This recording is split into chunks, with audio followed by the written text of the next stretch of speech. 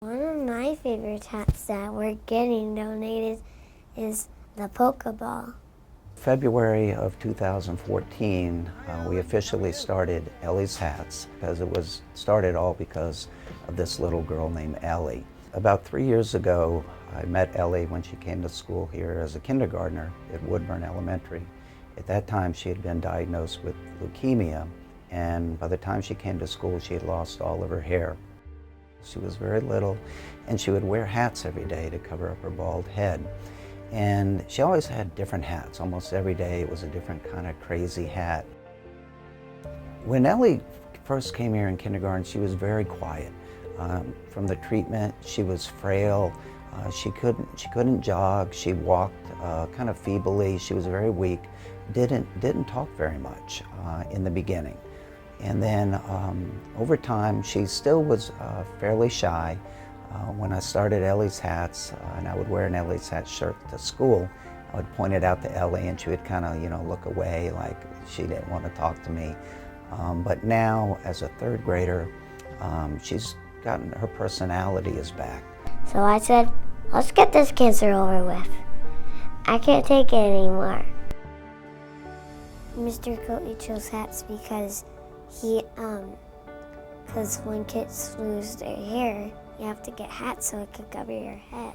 When someone's bullying you and you don't have a hat, someone could just get a hat, or maybe you get their hat and put it and give it to them. Like if they were really happy that they got a hat, then they wouldn't be made fun of because people would think their hats are really cool. So class, today we're going to start our community service learning project. We talked with the sixth graders about how do you think we could best support Ellie's Hats, and we felt like it was important to start researching and knowing about childhood cancer. So for the past few years, my students have been receiving lessons from the librarian about how to do research, how to find the correct types of sources, what is a reliable source.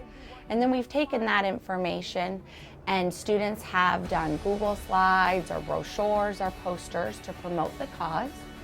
And then there's a monthly meeting where the sixth graders were able to present to other kids in our school about childhood cancer and what, as students, we can do to help our community. And one of the ways is to bring in hats to help Ellie's Hats. One thing that having a hat drive in school helps with, it educates all the children about, children battling cancer, and one of the side effects is oftentimes they lose their hair. The hats just help give the child, that kind of becomes their little bit of an identity. When you get into doing this and you hear back from a parent that, some hats and some other gifts just help to brighten their day, it's just hard to stop. So I don't know where this is going to go, but I'm just going to continue doing it as long as I can.